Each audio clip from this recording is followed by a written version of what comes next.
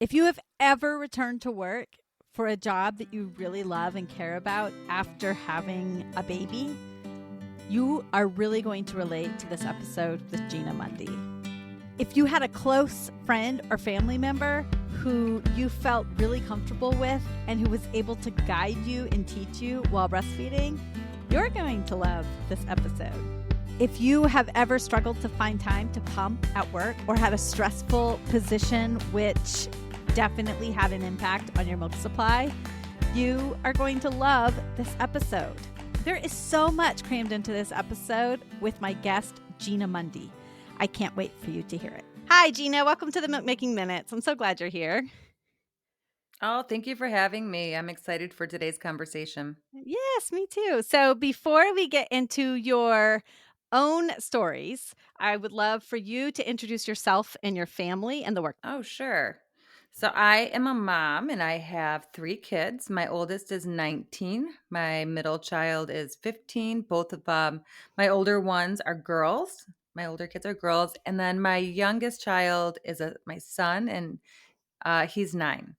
So I Okay. live in yep, I know it's like the working mom gap is Right, what I call it. So as they started to go more independent, get into kindergarten, I'm like, "All right, let's have another baby." right. Um, so yeah, so I live in Michigan, with my family. I've been married for 21 years, and then I've also been a childbirth attorney for 21 years. So that's an attorney that specializes in childbirth cases, and I'm sure we'll talk more about that later. Yeah, yeah. And you have some interesting work, and you've been sharing this work in a variety of ways. I heard you say somewhere that you kind of just fell into being a childbirth attorney. That was it. I wish I had a more interesting story. I was the very first podcast and they were like, "How'd you get into this?" I'm like, "It's my first job out of law school." But as I just said, I have been married the same amount of time I've been a childbirth attorney. So Mm, having a baby was on my radar. So when I was hired into a team of 20 people, and that's over 20 people, and that's all they did were childbirth cases, it was very alarming because just so your audience understands, those are cases involving the birth of a baby when something goes wrong, whether mhm. it's a mistake, it's a complication.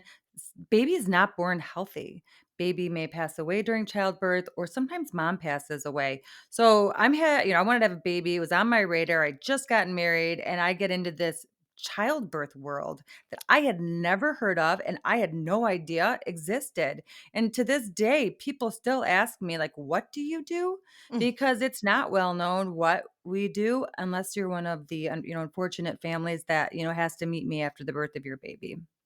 Yeah, and so you started that line of work before you yourself were a parent. I did. I Okay. did. Yeah. So it's pretty So interesting. yeah, that is interesting. And so we are going to focus in on some of that work and the lessons you've learned and how people can think about those lessons and how to incorporate them into their own planning for childbirth. But before we do that, I want to dive in a little bit, as we do with most of our guests, to your own baby feeding stories, which is so interrelated to birth. Um, and I want to take you way back to your childhood and Mm. have you think about your exposure to baby feeding from your earliest memories. What do you remember seeing? Oh, everybody breastfeeding with a blanket or towel over them. That was my Mm, family, at least. Everybody mm. was, they would interact. I always had a harder time with this. When I breastfed, I always had to go in a separate room. But my early childhood memories, maybe it's just because everybody had way more kids than me at one time, so they couldn't just leave the room to breastfeed. Mm. But my early memories are blankets, everybody just walking around breastfeeding in my family. Okay, so I have a pretty big family, aunts and okay. uncles, and we're tight. Okay, so that's interesting. So you do remember seeing people breastfeeding as not maybe not their breasts or anything, but the act of breastfeeding. Yeah. Um, because most people, when we ask that question, they might say, "Oh, yeah, I know my mom breastfed, or I had an aunt that breastfed, but I didn't really see it." that much, but in your memory as a child, you do have memories of people feeding babies from their bodies. Oh, 100%. Yeah, but Okay. my family, we're tight. My mom has there's 5 of them together. They all had their kids together. We had a family business, so they all worked together. Mm. So we were together all the time, and everyone had loved to have babies. So it was, for me, maybe a little bit different, but yeah. Yeah, Nope, yeah. And did you play with baby dolls as a young girl? of course I did. I played with baby dolls, and then I dreamed of the day that I would, the big day when I would have my baby and Ye what she would look like and all that Okay. stuff. Yeah. Absolutely. Okay, and do you remember ever feeding the baby? Did you do pretend play, imaginative play with the baby breastfeeding, or was it always with a bottle? Oh, I always did it with a bottle. Okay. We Yeah. had our baby bottles and we had our babies. Oh, yeah. Mhm. Yeah, that's pretty interesting, that even though you were so exposed to breastfeeding, that for you, in your little girl mind, the way that a baby fed was still with a bottle, even though biologically feeding babies from bodies is the norm. Right. Well, maybe, I mean, some babies, when you got them, the baby dolls, they would have the bottle with it, the Right. baby, you know what I mean? So Yeah. maybe just instinctively, I'm like, "Oh, baby bottle, Right. practice." But Right. yeah, you know what? I never thought about that. I love that. Yeah. Yeah, Good it's one point. of the cultural, themes that I see coming up again and again because we feel most comfortable with what we practice. And imaginative play is practicing for being a grown up. And if your default as a young child is that babies feed from bottles, then that puts more distance between breastfeeding and makes it more challenging once you're actually doing it. Oh, It's a working interesting. theory I have that this, disconnect from our imaginative play in childhood to what actually happens when we grow up and how that impacts our experiences. Oh, I love it. Yeah, I know, isn't that That is interesting? fascinating. Even I would wanna know that for my grandkids, my kids. Mhm. That is a I'm like, "Wow." I'm like, "I've never put this together." I know, Yeah, right? no, Isn't that that's interesting? amazing. Yeah, yeah, yeah. But you did have that early exposure at least. You knew did you know at the time what those babies were doing under the blankets? Yes. Okay. So that was clear to you, even though you Yeah, I weren't. did know that. Okay, Mhm. very good. Okay, so then you become a lawyer. There's a lot of things in between being a child playing with dolls and becoming a lawyer, I'm sure. But you become a lawyer. Your first job out of law school is these baby birth cases where they were challenging births and they end in injury or death of the child and trying to figure out if there is fault that can be placed on the care team. Am I describing that properly? Perfect. Okay. Exactly.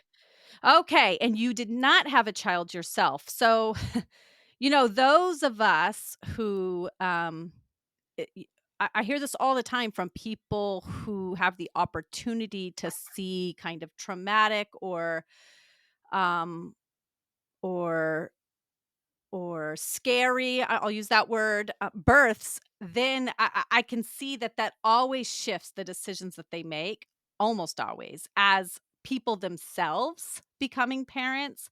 And so, what impact as you were getting into your practice and then becoming a parent, when you were pregnant, what impact did your work have on your own psyche and the decisions that you were making? Because you weren't the I can imagine that now that you've had this 21 years of experience, you have been able to glean more concise lessons than maybe when you were first starting out and also becoming a parent. So at that time, what were you thinking about how you wanted to handle your birth experience given what you did for work? Right. So this is actually in the book, which I know we didn't talk about at the beginning, but just so your audience knows, I did write a book based upon Yes. my experience called A Parent's Guide to a Safer Childbirth. But I even mentioned this in the book. As baby lawyers, we we tend to want elective C-sections. The problem was that in 2004, when I had my first baby, elective C-sections were still controversial I'm talking about the elective C-section at 39 weeks. Now, my girlfriends were pregnant and they were also baby lawyers. So they would tell their doctors that they had herpes because back then, if you had herpes, you got your elective C-section at 39 weeks. I literally have this in the book. And Wow. it's because like you just said, I mean, I cannot unsee what I've seen, unknow what I know. So for somebody like me to be able to relax and go into labor and have a baby was, I mean, the chances of it were slim to none. So I would talk to my OBGYN about it, and he was like, "Gina, you're fine. You're going to be fine. You're gonna have the baby naturally. It's gonna be okay." He just kept telling me, "Don't worry, I'll be there," whatever. And it was, but he would not schedule me for my elective 39-week C-section. Now I could have gotten a different doctor or something or told them I had herpes, but I didn't want to go that route. So what happened is early in the morning, I woke up in hard labor. I mean, my contractions were so strong, all I wanted to do was push a baby out. I mean, it was very odd. So we go to the hospital as fast as we can. I mean, I'm breathing through my contractions at this point. So, the doctor I get into my room, doctor comes in and, they're so strong. I'm like, "I need an epidural. Oh my goodness. I don't even wanna be in labor, but I am." And they're like, "Don't worry, you got this." And then the baby's heart rate drops a couple times, and I'm just not relaxing, and they were like, "C-section," and that was it. Mm, So, mhm. it's like but I'll tell you, my mental psyche, I was so just again, it's what I've seen. Most people don't know what I know. So what based upon what I had seen, even at that point in time, was still very just was very scary to me. So I think that my mental psyche was C-section, and that is ultimately why I did have one. And then from that point on, I had elective C-sections because obviously after you have a one C-section, completely okay to have an elective C-section at 39 weeks. Now, those guidelines have changed. And if you want an elective C-section at 39 weeks, you don't have to tell your doctor you have herpes. Mm, right, exactly. That's an important change. Yeah. Mhm. So I wanna follow up a little bit on what you said, but before we get into that, can you tell me what you were thinking about baby feeding in particular as a pregnant person? I know. I mean, I'd known and that breastfeeding was definitely the best route for baby. So yeah, I mean, the whole time I was like, breastfeeding, it's going to be great. I'll do breastfeeding. So that Mhm. was definitely what I was across the board with all my kids. Same thing. Yeah. And did you, do any preparation, learn anything about breastfeeding in advance, or did you take the approach that you were just going to figure it out as you went? Yeah, I'm telling you, I did not prepare and I wish I would have. Mm, Now, this is 19, actually almost 20 years ago. She's going to be 20 in like 2 months. wow. So, yeah, 20 years ago, we did not have amazing podcasts like yours. But if I Right. would have had access to something like you are doing to help moms, then no, I love knowledge. Knowledge is power. Everything goes better when you have an understanding of what you're getting yourself into. So, yes, if I had your podcast, I 100% would have listened and I would have probably been more successful at the beginning because at the beginning it was very difficult for me. Yeah. I hear people say this a lot, even people who have given birth really recently, and they get really taken aback by how difficult the very initial postpartum experience can be. And this is one of the things I wanted to dive in with you about when it comes to your book and the work you do, because as a doula and a childbirth educator, I find it very important to inform yourself about the birth, but we can't stop there. We have to help ourselves to prepare and Mhm. feel supported in that early postpartum period, because the work starts at the birth, but it doesn't end at the birth. You have a lot of recovery to do, and whatever happens in the birth has a huge impact on how good you feel in the postpartum period. The way your care providers treat you Mhm. and listen to you has a huge impact on how it doesn't matter how the birth turned out. What matters is how you felt while making the decisions during the birth. And I know that's kind of what your book is about too, is setting people up to understand what to look for and to have common language with their care providers so that Mhm. when they're making decisions, they feel well informed enough to do so. They know the right questions to ask, they know the right stats to look at. So, so in that time when you were just expecting to breastfeed, I never really put the onus on the person. It should be the care providers who are guiding them about what they should be learning about. But when it comes to baby feeding specifically, our doctors, our nurses, our midwives get a few hours of training when it comes to baby feeding in med school and throughout their midwifery training and their nursing school. So they don't even know what they don't know when it comes to preparation. So they don't know how to guide that pregnant person to making the decisions that are going to set themselves up for success. Yeah, it was crazy, and that's such an important part of having a baby, especially if you're I mean, that's their nutrients, that's Mhm. their food that allows them to grow and develop. So, yeah, the fact that it's just a few hours of training is mind-blowing. Yeah, it really is. Okay, so then you have this delivery. It ended with C-section, which is what you wanted to begin with. You just wished you could have elected it. Um, do you have any memories of the first latch with any of your children, or what the very initial baby feeding was like?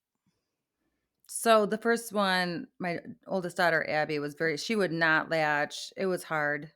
And Mm, then I had, like, the new nipples, so it was like, all they were just once she did, it was like, "Ah!" They weren't used to it at all, the first baby, so eventually she did, eventually we got it, but mm, no, she took some time, and luckily, I have an amazing sister, she should have been a doula, but she's not, but she should be, mhm. and um she really would come over and help and work with the baby or, she'd be at the hospital, whatever, just making sure that everything was going okay. Great. So when you had those initial latches, that were hurting so much and the baby wasn't really latching, what were the interventions that were being suggested or offered to help you figure that out? I you know what? I don't know. She was always over just pushing my nipple into the baby's mouth. I don't know. Your Like, your "No, sister? Gina, this," or "No, Gina, that." It was Mhm, constantly, Gina like this, Gina like that. I just remember I'm like, "Okay." At that point, let's see, she had 3 no. 2? No, she had all her kids before me, before mine. Well, she has 5, but she had the first 3 before. So, she just and then she would tend when somebody would have a baby, like my other sister, she would run to help them. No, she was just there, and then then once the baby latched and everything else and, then she was always giving me, like, some creams or whatever to put on when the baby wasn't attached, so mhm. And were you getting any help from your care providers to help you solve the latching difficulties? So when I was in because I was in the hospital for a couple of days because it was a C-section, they did send somebody to help me. Mhm. I mean, I'm not sure, I can't it's so long ago, I'm not sure Yeah. if she really helped. I just remember my sister because my sister is a very direct Mm, person. mm, So I just remember her being like, "No, this way, hold like this, do this, wait this," mm, whatever mhm. she was doing at that point in time. So it was more her. If the other one helped, I don't remember. Yeah, yeah. Well, this is another interesting cultural shift. I'm an international board certified lactation consultant. That's my primary role in the childbirth world, Mhm. so an IBCLC. And my profession has only really existed since I can't remember the exact date, but the late 70s, early 80s. So it's not a very old profession. And it really, we did not need IBCLCs when everybody had breastfed because it was the only option. And so when you needed help, it was your sister, your mother, your auntie, your cousin who was helping you. But we Yeah. became so distant from breastfeeding as the biological norm due to a variety of factors, one of which being women entering the workforce during World War I and World War II and I see. needing other ways of feeding their babies that we kind of lost that cultural knowledge. And so now there's not as much knowledge that we can pass down from one generation to the next, and we need people who can help us. Our relationships are also a little bit different. We live in a little more isolated social structures. So, Mhm. you're not living with your village who you feel comfortable somebody shoving your nipple into, your baby's mouth. You might not be as close to your sister or your auntie as maybe we were in the past, but I love hearing these stories of somebody whose primary baby feeding support person was somebody in their family or a close friend. Yeah, as I said, we had a very close family growing up, and then that's continued, to this day. Mm. I just this past weekend, I was with my sisters, we were at my dad's, and then I went over, saw my mom. So, yeah, no, we're still going strong. Yeah, that's great. Okay, so the initial time was really difficult. How long do you think it took before you felt like, "Okay, I've got this?" Well, it's probably a couple weeks. Mhm. I Yeah, felt like it was a while. that's not too So long, though. If you can get it nailed down in a few weeks, I think you're doing pretty good. And oh, okay. yeah, and did that pain, continue for some time, or did it seem to resolve pretty quickly? The nipple pain you experienced? I think it resolved after I got used to it, it resolved, but just that first baby shock, Mm. um, but no, it resolved, it was good. Okay, very good. And then did you feel like you had care providers, your pediatrician, for instance, who was supportive of breastfeeding? Did you ever get pressure to supplement, or did you have any weight gain concerns that you were dealing with any of your kids? No, I mean, I wasn't I just remember my first couple pediatricians, I wasn't a fan. Uh, Mm, so they told me probably whatever they told me, I've just never paid attention. mhm, So but I would have to eventually supplement because then, especially with the first one, I went back to work full time. mhm. And not only that, I where I lived and where I worked and where my daycare was just completely opposite Oh ways. god. So, work was 30 minutes south. My in-laws had agreed to watch her, especially it being that young, 8 weeks, Mm, except they were 30 minutes north of mm, me. So, I would drive then 30 minutes north to drop her off and then an hour in rush hour. So, it really wasn't an hour. I mean, it was mhm, definition of insanity.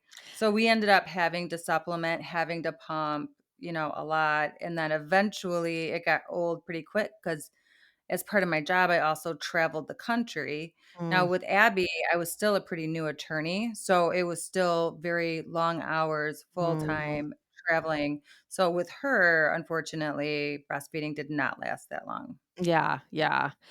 Yeah, so for anyone who's in the thick of trying to make decisions about childcare and work and commuting and pumping, when you look back on those years of insanity, do you feel like there's anything that would have helped you to feel better in those moments, to feel less insane? Or do you just feel like it was something you had to get through because that's the way our work structure is, that we return at 8 weeks or 12 weeks when we're still brand new You parents? know, no, in hindsight, I should have taken some more time off. Now, later in my years, I became more valuable. So, by my third kid, I was the partner in the law firm. So, when I went back, it was, I'm going to work at home most of the time. I'm going part time, Mm, whatnot. Um, so I had a lot more leniency and I obviously breastfed for a longer time, but being such a newer attorney, I was just so scared to get fired all the time. right. Back then the jobs were, and I loved my job and I didn't want to lose it. And I was pretty new. So, I don't I wish I would have tried to extend my time off or go part-time, Mhm, something, but I was so on this mission to, become a partner, work hard, make my build my reputation that I didn't, but now I've been in this for 21 years. I was a partner by, let's see, my son's 9, so as partner at least by 10 years. I mean, Mhm.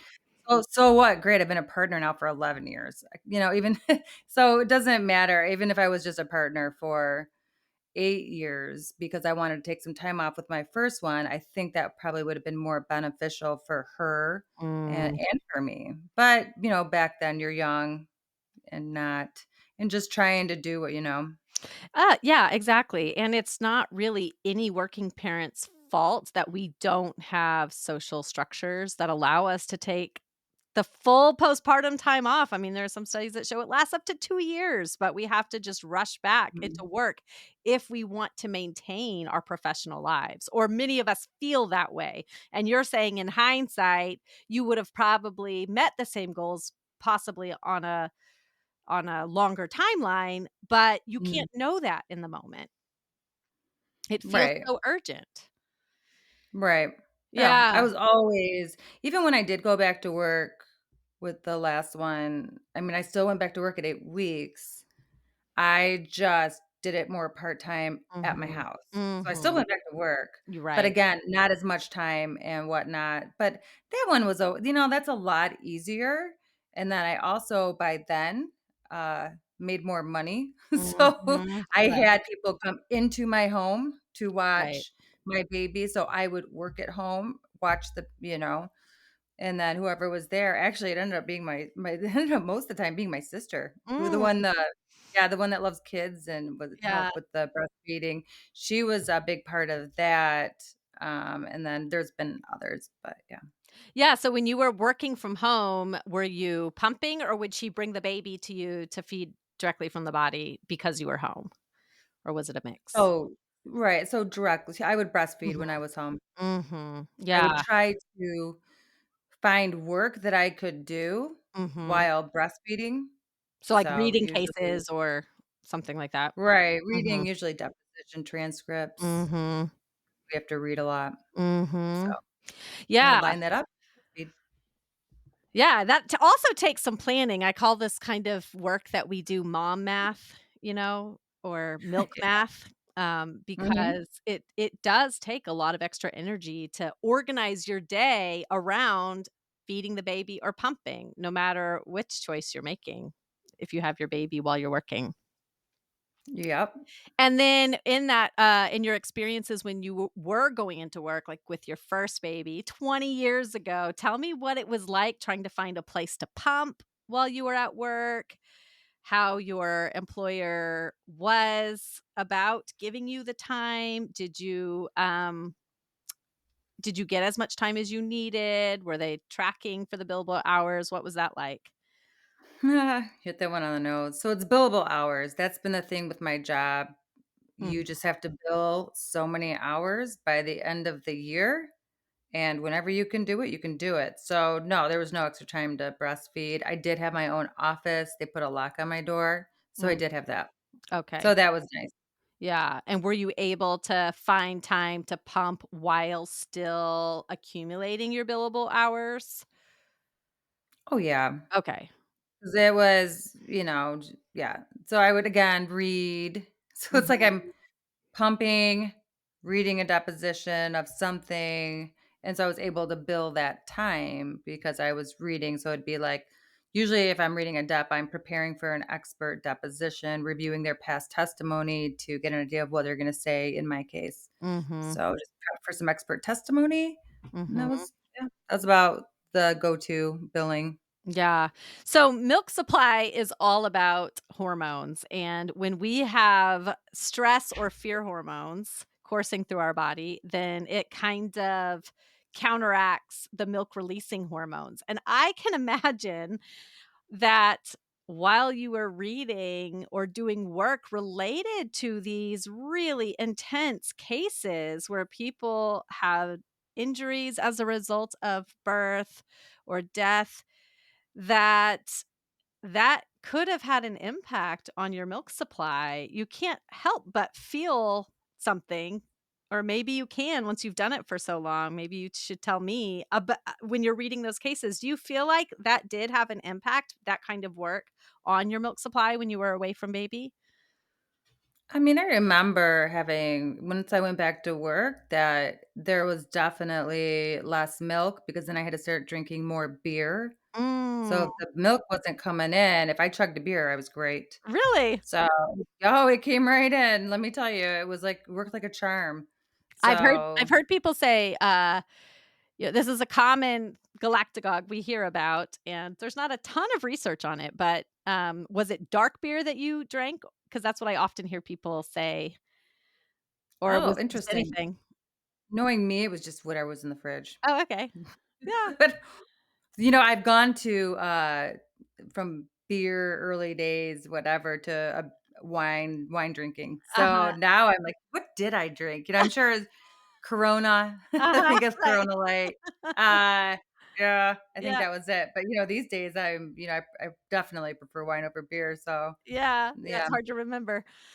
I'm Um, like okay, you mentioned that you started formula at some point for supplementation. Do you remember how long it took before you needed to add extra supplementation? And did you continue producing as much milk as you could, or did you just fully switch? it was always when I went back to work. Okay. So that's the supplement, and then like I said, yeah, definitely the milk supply once I started working would, decrease, hence the beer. Mhm. And did you feel any sense of loss about transitioning to formula, or did it feel like it was just the best choice and you did the best you could? Exactly. The best choice, best I could. So Okay. I was gonna go to work, so and then at that point too, even when you get to Liam at, my 3rd baby, at that point now, I'm not maybe working as much, but I got 2 girls Mm, that, mhm, still needed a lot of attention. And I was like the Girl Scout leader. I was the baseball coach. We planned the homeroom party. Valentine's Day was like my homeroom party for the kids. mhm. So yeah, I was still busy for Yeah, sure. yeah. And did you notice a big difference in technology, of breast pumps from your first to your third, or did they feel basically the same? Oh, I think they felt the same. Yeah, yeah. I have heard there's, a journalist who wrote a book called The Big Letdown about, um, the social and medical barriers to breastfeeding success, and she says this amazing there's this quote from the book, I'm not going to get it exactly right, but she says, "We can literally put men on the moon, and breast pumps are, like, the same that they've been for, like, 60 years." Like, they really Yep. haven't changed. The mechanisms by which they get the milk out are still the same, even if they kinda look more fancy. Yep. That's interesting. I like that quote. Yeah, yeah, isn't that good? All right. Well, thank you so much for sharing your baby feeding experiences. I think it's so important for people to hear just a wide variety of what happens and how people feel about what happens. And it's surprising how much we forget the things we do forget and then the things that stick with us even years later about those early experiences. So I appreciate you taking the time to share yours today on the Milk Making Minutes. Aw, well, thank you for having me and allowing me to share my story. That was actually kind of fun. Oh, good. I'm so glad. Yeah, walk down memory lane. Mhm.